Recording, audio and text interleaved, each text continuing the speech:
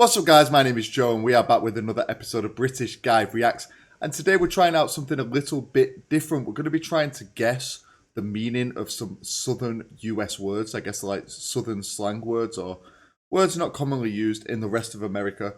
We're going to be reacting to a channel called Lost in the Pond. It's a British guy who lives out in America, really good YouTuber, got a great channel, lots of informative videos about transitioning from living in England to living across the pond in America. So go and check this guy out if you've not before. I'm sure many of you guys do already know about this guy. But yeah, we're going to jump into this video, react and try and guess what some of these words mean.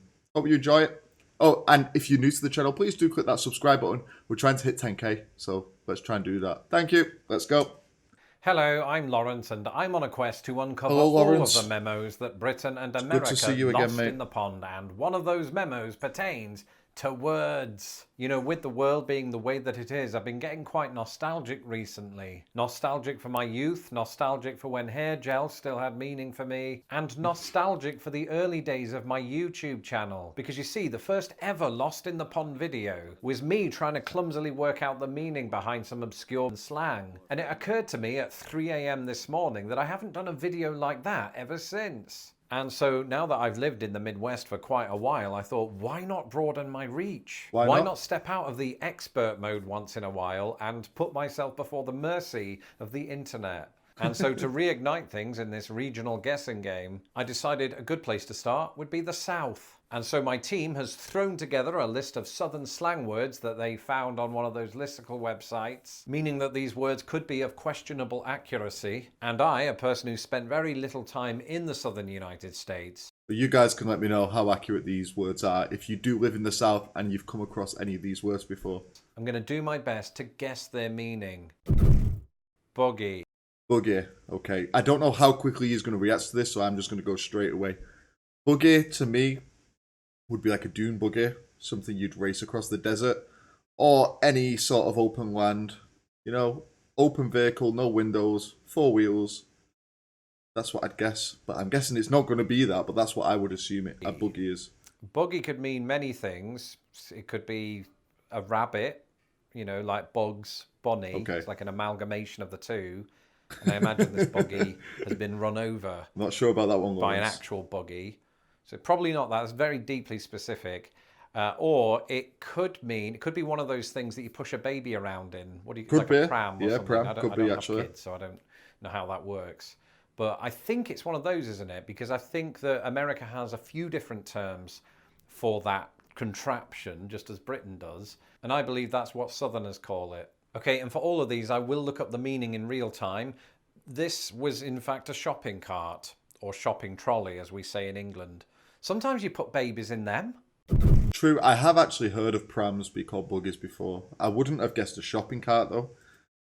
Or we do say shopping trolley, but there we go. FIXIN. FIXIN. FIXIN would normally mean to fix something, right? FIXIN. Maybe fix yourself, make yourself look good. FIXIN. Arranging a date. Arranging a plan. FIXIN. Don't know. Okay, fixing. Let's get your ideas, Lawrence. Fixing without a G. Just, it doesn't mean to mend something, right? It means I'm getting ready to do something. As in, I am fixing to go and, you know, I don't know why I'm doing this. Yeah, make start a plan. a fight down at the bar because I'm in the middle of a country song, I suppose. And that's what it means. I heard that one, I think, in films before I moved to the US, so I'm quite aware of that one. I've probably heard it in the Midwest. I bet that's true of a lot of the ones here. Let's just confirm that I'm correct. I am indeed correct. Well done. Is it Druthers or Druthers? Druthers. I have no idea on this one, guys. Absolutely no idea. Druthers. What Druthers? If I'm being pushed for a guess, Druthers. Maybe the weather is Druthers. Like bad weather. I don't know. That's right. So Druthers to me has to be one of those portmanteaus where you take one word and another word and you sort of combine them to make one singular word.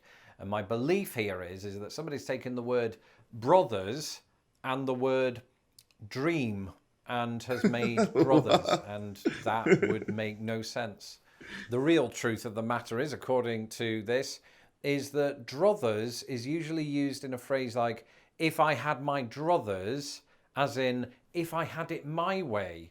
So an example would Okay. be, if I had my druthers, I would cheat and look these answers up before doing the video.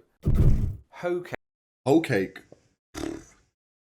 Well, I know what a cake is, and I know what a hoe is, but what is a hoe cake?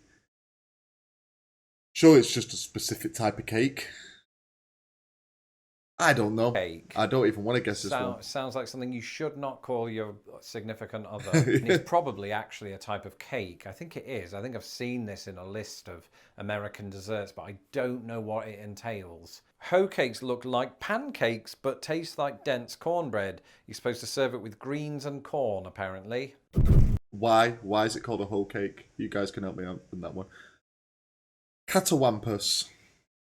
That I think CATAWAMPUS means having a silly time, doing something stupid, or you could call someone a CATAWAMPUS. It means they're a bit of an idiot.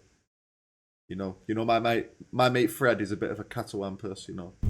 Ah, yes, CATAWAMPUS. I've heard this Catawampus. before. In fact, I think when I lived in Indiana, I heard people saying cattywampus. So it could be regional, or it could just be, choose your favorite variant. But it basically means that something, I think, is diagonal from something, or it's askew in some capacity. All right, so let's see. It describes something that's askew, awry, or diagonal, as in we tried setting it up straight, but it ended up catawampus. What an amazing word. We'd say wonky. I don't know if you guys use that word. We'd say it's a bit wonky. That it's not straight. It's a bit skew with. Piddling. Piddling. Does that mean to wet yourself or to go to the toilet? You know, go for a number one. Piddling. I need a piddle. He's piddling. That's what I sounds like guess. a euphemism to me.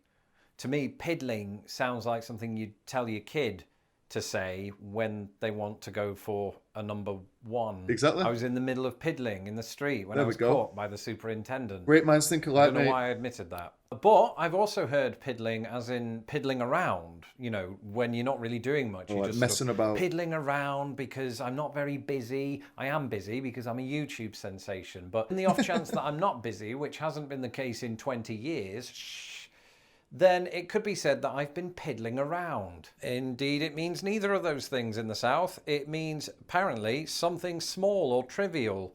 An example being that you might get something more than a piddling raise from your company this year. Piddling I like raise. that one. I'm going to use that. I was going to say that actually does sound, now that it's been explained, a piddling raise. Or yeah, I quite like that. Often. Though I suppose now, if I'm you not gonna see me use in it, a though. gent's toilets and I tell you that I'm piddling, it takes on a whole different meaning.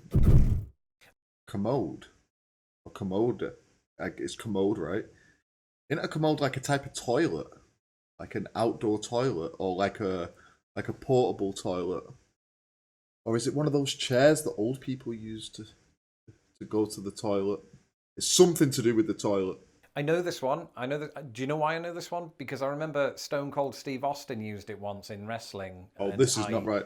Didn't then know what it meant, so I looked it up. Is it the chair with a hole in?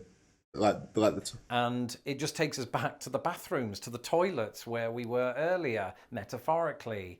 And it basically means toilet. Of course, I just have to check that Stone Cold Steve Austin isn't a liar. And indeed, he's not a liar. It is a bog, a toilet, a loo. Oh, it's just a normal no, he didn't toilet. wrestle a toilet. He tried to flush somebody's head down. Oh, once, I I'm getting think. the wrong idea. But I was on the right lines. I'm sure we have something called a commode as well. Doohickey. This has got to be someone calling someone silly. You're a doohickey. What a doohickey that guy is. Or don't be doohickey.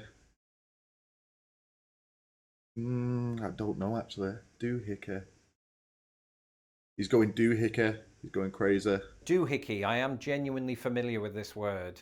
There are so many American English coinages that employ consecutive instances of the letter O. And this is another example. The problem is I can't remember what it means. Doohickey, doohickey, doohickey, doohickey, doohickey. It doesn't mean go forth and bite somebody's neck, although I can see why you might think that. It just means, isn't it some sort of object? Doesn't it mean some kind of object? Or I'm thinking of another word, aren't I? What is the other word I'm thinking of that's similar to that? Like a thingamajig. This is really irritating. I can't remember what it is. I'm gonna have to. We'll have to look it up. So let's have a look. So calling something a doohickey means that you forget what the item is actually called. So the word is synonymous with phrases like thingamajig and what's it. Thingamajig. Yeah, we just say thingamajig. Hush up, shut up, be quiet. Surely that's a straightforward one. Hush up. Hush up is presumably self-explanatory and hopefully isn't something that you're yelling at your screen, because it's a combination, it seems, of shut up and hush. It just means be quiet. Indeed, it is that, and this site seems to claim that it's a politer form of Doesn't sound like a polite form. I feel like if I told someone to hush up, they might get a bit mad. That's quite a good one, you know. It's an unusual insult. Hush up. shut up. I'm not sure that's true. They both sound a little bit mean. Yeah. Plum. Like fat. If something that's plump, isn't it? Plum. Plum. Something to do with water, toilets, pipes, plum. Nah, I'm still gonna say like it's like just a different word for fat. Or chubby, not fat, like chubby, you know. You're a bit plum. Plum, but with a B on the end, so it's not the fruit, presumably, unless that is the southern way of spelling it and they just haven't told the rest of the world. Other than that, I mean, you can get like a plum new job, right? But I think that's in most of the English-speaking world, so I don't think it would... I've never heard of plum being used that way, but me and this guy are from different parts of England. So. That. I mean, I suppose it depends if this is a noun or a verb or an adjective. I have no context. Adjective, slightly chubby. Plum in this sense just means, oh gosh darn it, oh plum, oh crumbs. You know, it rhymes with crumbs, so it could be that. Oh plum, I can't get into the commode right now because there are too many people in there. I'm getting really carried away by this toilet metaphor. Let's have a look what it really means. South of the Mason-Dixon line, plum means completely, totally. So I was, you know, wildly off the mark with that one. So was An example they give, I'm plumb tired after this long day. I'm plumb tired after this day. Nah, I won't be taking up that one. Hoppin' John. Hoppin' John. Maybe it means like to get a bit giddy, a bit excited, something that's active. Hoppin' John. Or does it rhyme? What rhymes with John? I'm struggling, guys. I don't think I've got any of these right, have I? Apart from Commode, I was pretty close. If you'd have asked me to guess the phrase Hoppin' John just 2 years ago, I wouldn't have had a clue. But last year in a video, I gave my verdict on Hoppin' John. Hoppin' John is a food item that some Southerners will eat at New Year for good luck, and it contains black-eyed peas and rice, and it was really, really nice, actually. I genuinely would eat that again. But it's not something that's well known outside of the South. Never heard of it. Certainly not up here in the Midwest, and I definitely never heard of it when I lived in Britain. Washateria. Washateria. It's just got to be somewhere to wash your hands, right? Somewhere, maybe if you go for some food, say you go into a burger place and you need to wash your hands before you eat your burger because you've been driving or you've been traveling. You want to wash your hands before you eat your burger. Go to the washateria. Sounds like... Or somewhere to wash your clothes. That's a laundrette, I know, but I don't know, guys. I'm struggling. I'm grasping at straws. Cafeteria. Just with the word wash at the start instead of cafe. So it's a place where you go and wash your food.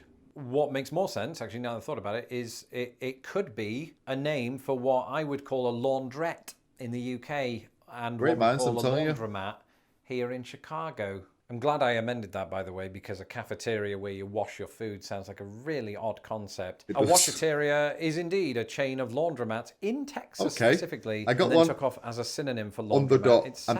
I'm taking 2 points, but it's a definite one. Commode, I was on the right lines. Hissy. I'm having a hissy fit. Means you're going crazy. Hissy fit. A kid could have a hissy fit, or a grown adult could have a hissy fit. It just means they're upset. They're angry. They're really not happy, you know. Hissy. That is a word that I've used to describe my wife's cousin Chad's vocal style, but also you use that term in the sense of hissy fit to we throw go. a wobbler, to have a conniption or Tantrum. a conniption fit. So I'd imagine that if hissy is being used on its own, it's a shortening, perhaps, of hissy fit. That's sort of correct, although the example they give suggests that the word is used in a sentence that's structured slightly differently. He's getting hissy because we didn't stop for food. He's getting like angry, but not like completely angry. He's just getting a bit moody. Mudding. There's two. It sounds like pudding, but with an M. But we're going to discard that. Mud, obviously. You're doing something outside, something with the grass. Mudding. You're throwing mud at each other. Or it's mudding horrible outside. Like the weather's bad. Something to do with outside. Wet. I'm going along that. I want the last one. This one is mudding, and mudding could mean one of two things.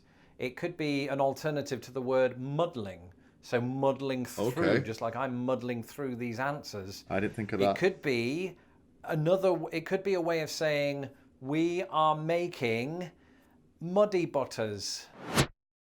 It's a particular activity involves racing through terrains that are, you guessed it, muddy, like wet fields and lake beds. So the vehicle gets totally caked with dirt. That sounds amazing. I was going to say, we've done some NASCAR reactions. We've done NHRA. Maybe we check out some mudding. Would you call it a mudding race? Or we check out some mudding and watch the cars race on these muddy terrains.